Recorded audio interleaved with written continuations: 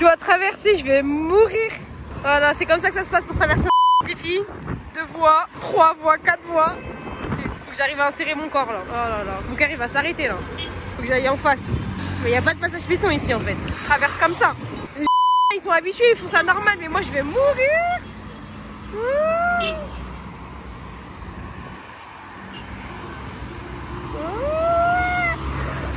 En plus il te frôle mais comme mais t'es malade quoi. Genre t'es à la limite de la mort. Oh là là, hey, j'ai trop peur. Mais je crois que je vais pas réussir hein. Allez, après celle-là. Après celle-là. Non, après l'autre, Yes. Oh là là, mais regardez comme ils conduisent. Mais je crois limite ils font exprès en fait.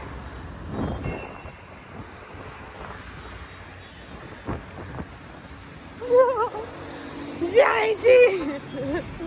Victoire.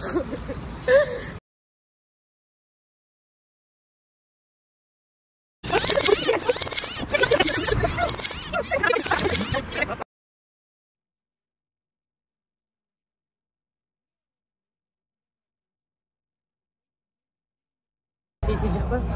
T'as tout pris? Moi, il faut que quand je suis dans l'avion, parce que c'est plié devant ton Inch'Allah, t'auras plus jamais ce problème. Là, c'est la dernière galère que t'as pour payer. Qu'on n'a pas payé. Alhamdoulilah, monsieur, il a réussi à trouver un petit coin perdu pour prier. Au fond, là. Dans un petit coin paumé. Mais alhamdoulilah, bientôt, on n'aura plus cette galère. Ah oui, c'est des escaliers en fait. Moi, j'étais trop bien et j'ai envie de Mais il n'y a personne qui est passé ici. Ici, ça résonne. Du coup, t'as pris à haute voix. Ah oui, à haute voix, je me suis fait plaisir. J'ai fait l'imam, j'ai fait le hafid. Là, les écritures, elles sont illisibles. Alors, à 39,30. Il a changé quoi? Parce qu'il faut regarder s'il n'y a pas eu un changement. Bah ouais, je sais pas. Parce que comme il y a un décalage de 1 heure ici, est-ce que c'est 1 heure après?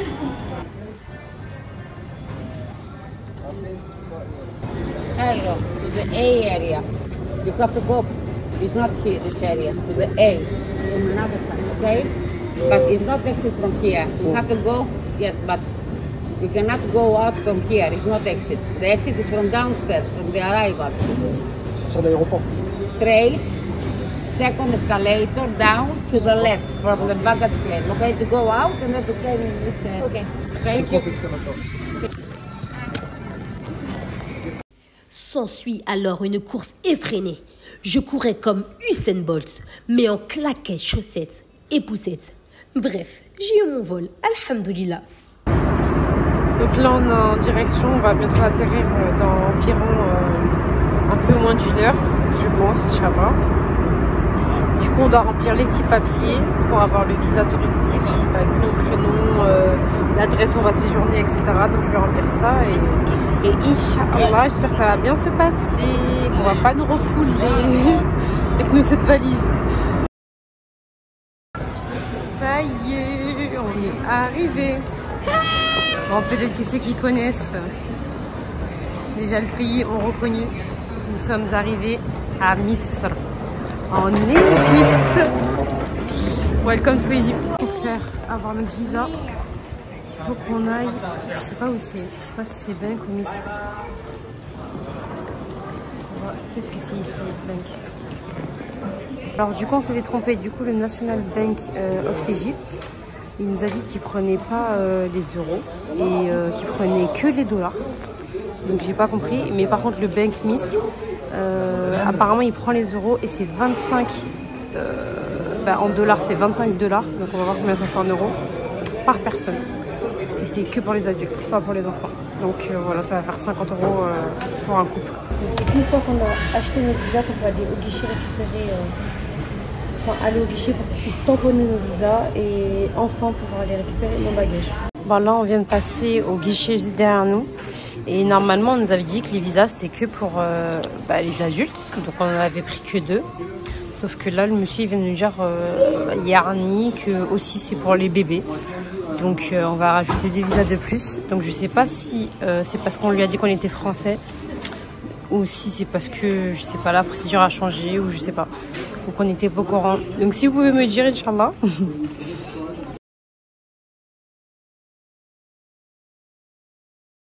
Bon, finalement, on a décidé de prendre une puce directement à l'aéroport parce qu'on a énormément de valises. Il faut un gros taxi, sauf qu'on n'arrive pas à les contacter en fait. La Wi-Fi elle bug, on a que 30 minutes gratuites. Donc là, il faut vraiment qu'on prenne un petit car, quoi. Enfin, un petit car, vous avez compris. Bon, j'ai pas précisé qu'il est presque 3 h du matin et que franchement, on est mais épuisé. On est épuisé du trajet, subhanallah.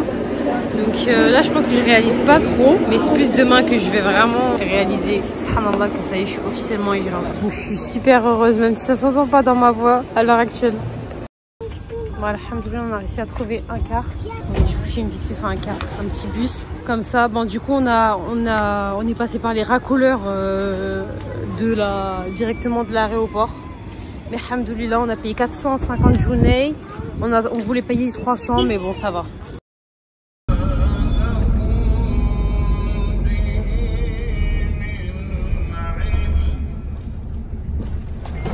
La Nirma des pays musulmans.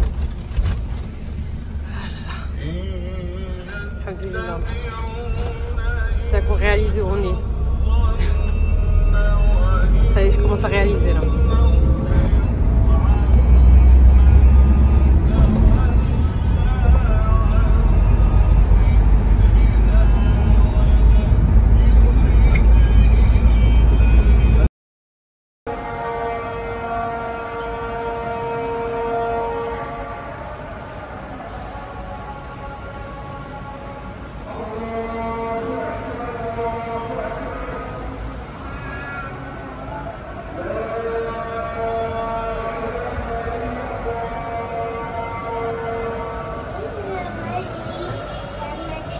Premier jour en Égypte. Premier réveil. Ni'matallah, alhamdulillah. Alors, je suis actuellement sur mon canapé sans housse. Mais je trouve qu'il est déjà très beau même sans la housse. Je suis trop contente. Ah, tu sais que c'est le canapé de mes rêves. Mais oui, Harry il est pas blanc, il sera pas blanc, il sera beige, mais c'est le canapé de mes rêves. Donc je suis trop contente. Bref. Donc, je suis en Égypte. Peut-être que certaines personnes se disent, mais pourquoi tu es en Égypte? Qu'est-ce que tu vas faire en Égypte? Pourquoi avoir choisi l'Égypte? Sachant que j'étais déjà venue en vacances en novembre dernier. Il y avait pas mal de choses que j'avais pas aimées, dont le fait que par exemple le Caire est très pollué. Il y a beaucoup d'endroits qui sont sales. Mais en fait, t'as même pas de poubelle ici. Oui, il y en a pas beaucoup en fait. Les gens ils jettent par terre. Franchement, c'est hyper choquant. C'est hyper choquant quand tu vois quelqu'un faire ça, mais pour eux c'est normal en fait, parce qu'il n'y a pas de poubelle.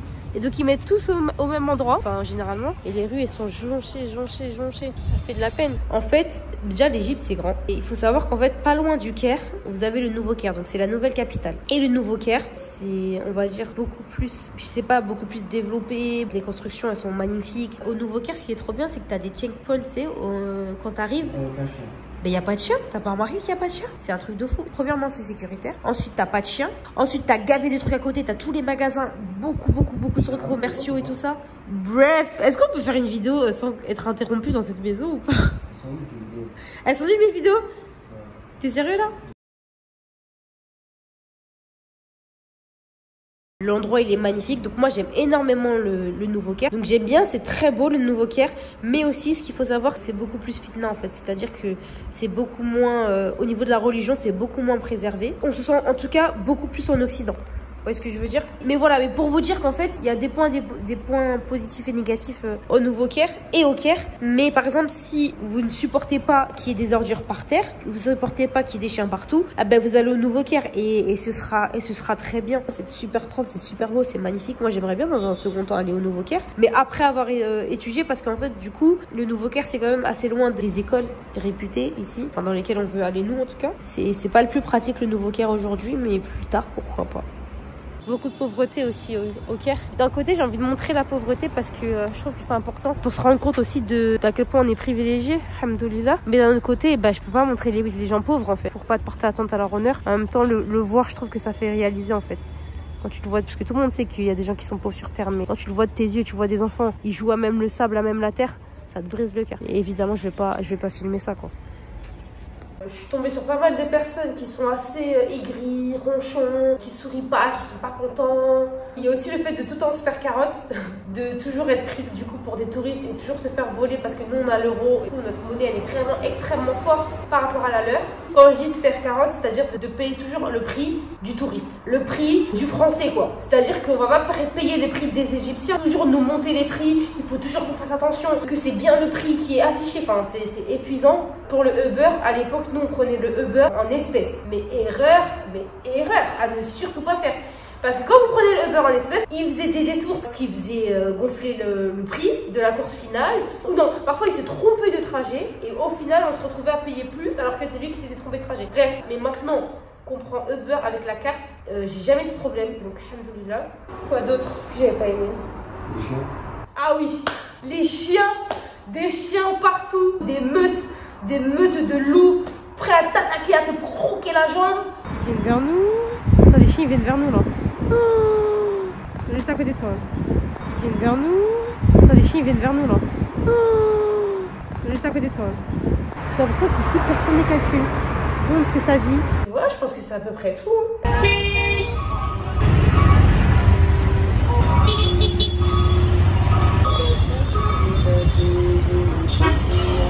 C'est à peu près ça. Je pensais du coup quand je suis venue en vacances, je le pense toujours. Vous allez me dire peut-être mais pourquoi quand tu vis ici alors si tu as tous ces points négatifs? En fait les points positifs, selon ce que je recherche, ils vont effacer complètement les points négatifs. Donc en point positif déjà, il y a le fait de pouvoir pratiquer librement sa religion, évidemment, bah, c'est quand même la base, c'est pour ça qu'on est là. Des mosquées de partout, l'Aden tout le temps, 5 fois par jour, ça réconforte, ça réchauffe le cœur. C'est pas une difficulté de prier ici. Ici il y a des rappels d'Allah de partout. On a sur les voitures, sur les bâtiments, ils écrivent de partout en fait.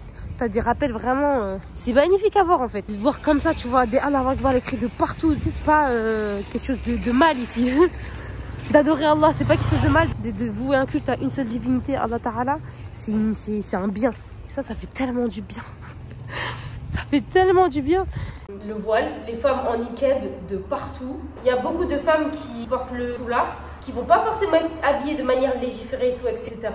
Voilà, de toute façon, il n'y a pas que des gens qui pratiquent de fou en Égypte, il y a de tout. Mais les femmes, souvent en tout cas au Caire où je suis, les femmes elles vont souvent porter tout le temps un foulard. C'est très rare de voir une femme la tête découverte ou habillée de manière très fitna, très aguicheuse. Bon, j'en croise même pas. Il y a quand même cette culture globale de la pudeur. C'est vraiment différent en fait de la France quand on sort dehors. Toutes les femmes sont couvertes, alors qu'en France quand on sort dehors, la majorité des femmes sont découvertes. Donc déjà ça change énormément. Il est beau le canapé là que tu m'as montré. Il est bien celui-là, je l'aime trop moi. Parce que là il n'y en a pas mis les housses encore. Avec la housse, tu verras, il sera incroyable avec la housse. Bref. Une chose que j'aime bien en Égypte, en fait, on doit acheter des poubelles comme ça. On met nos poubelles dedans et en fait il y a tous les jours, il y a quelqu'un qui va chercher nos poubelles. Donc ça c'est un truc moi. Ça me fait kiffer parce que je déteste jeter les poubelles. Je déteste ça. Et du coup, c'est très arrangeant. Ensuite, au niveau des portes, s'il n'y a pas de porte dans l'ascenseur, c'est normal. C'est normal, il n'y a pas de porte dans les ascenseurs. Donc, il faut faire attention là, de ne pas se coincer son hijab ou quoi, ou des vêtements. Ça peut être très dangereux, subhanallah. Mais franchement, on s'y habitue. Au début, je me dis, ça m'a un peu choquée. Mais alhamdoulilah, on s'habitue. Un autre truc que j'aime bien en Égypte, c'est que non seulement tout est toujours ouvert, mais il y a des macanes partout. Là par exemple, j'ai mon frigo qui est vide. Ah ben j'ai juste à marcher 30 secondes et j'ai une épicerie juste à côté. Après les épiceries ici, c'est pas comme en France, hein. C'est pas gavé cher et tout ça, c'est les mêmes prix. Après à la Warlem, je sais pas, peut-être que je me trompe, mais les épiceries c'est les mêmes prix en fait que dans les magasins. Carrefour, etc. Donc c'est magnifique. Et pour moi surtout, pourquoi j'aime trop qu'il y ait des épiceries partout, c'est parce que moi, il faut savoir que je déteste faire les courses. J'aime pas ça du tout. Et donc du coup, ça m'arrange de fou. J'ai juste à faire un petit dépannage chaque jour. Salam alaikum. Il y a aussi le respect de la femme. Ils vont faire toujours attention, par exemple, on va te rendre de la monnaie, ils vont faire attention de ne pas toucher ta main. Quand on va te donner une bouteille, ils vont toujours faire attention de ne pas avoir de contact. Je pars dans le fait de ne pas avoir à esquiver les serrages de main, esquiver les bises. Vous voyez ce que je veux dire? Après, avec le Covid, les gens serrent moins la main, viennent moins te toucher. Mais c'est vrai qu'avant le Covid, c'était une catastrophe. On se retrouvait tout le temps dans des situations gênantes. Qui ne s'est pas retrouvé dans cette situation où tu dois expliquer que tu ne serres pas la main? Et on te regarde comme une alien. Sortie de l'espace, alors qu'ici c'est logique, c'est normal. Quand je monte dans le Uber, mais même pas, il m'adresse la parole, genre de tout le trajet. Ça c'est tout le monde ça. Comment ça? Pas que les femmes. C'est pas parce que je suis une femme. Ils calculent rien, homme ou femme et ils s'en foutent. Ah moi je pensais que c'était en mode respectueux. Ah ouais tu penses? Je sais pas. Ok bon. En tout cas, moi j'aime bien qu'on ne calcule pas, donc tant mieux. Le truc que je kiffe en Égypte, c'est que tout est tout le temps ouvert. C'est un truc de fou. T'as l'impression que les gens, la nuit même, ils vivent plus que le jour. Et pas en mode Kiro by night, ça fait la fête et tout. Pas du tout. C'est des familles, c'est très familial. En fait, le soir, comme il fait doux, c'est très agréable de sortir le soir. Tout est tout le temps ouvert. C'est-à-dire que par exemple, le soir, je me souviens, moi j'avais une galère et tout, j'étais allée à l'hôpital. Je m'étais coupé la main. C'était en pleine nuit, mais il y avait une pharmacie collée chez moi, elle était ouverte.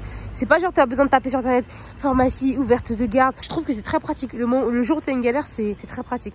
Ou quand t'as rien, je sais pas, parfois j'ai plus de lait. Hop, j'ai plus de lait, les enfants ils ont besoin de lait pour dormir. Ah bah tout est tout le temps ouvert. Donc même si on est en pleine nuit, tu peux aller chercher du lait normal. Déjà, j'ai pas parlé de la raison pour laquelle on est là, pour laquelle on a choisi l'Égypte. En premier pays, la vraie raison tout simplement, c'est les cours. Faut savoir que l'Égypte, pour celles qui ne le savent pas, c'est le pays où aller pour apprendre la langue arabe. C'est connu pour ça, voilà, depuis des années. Beaucoup de personnes sont passées par l'Égypte. C'est une référence en fait. Pour apprendre la langue arabe, c'est the référence, c'est le pays où il faut aller. Donc c'est pour ça qu'on est là, tout simplement. On va rester quelques années, le temps d'approfondir notre langue arabe, de bien la maîtriser, avant de partir autre part, Inch'Allah.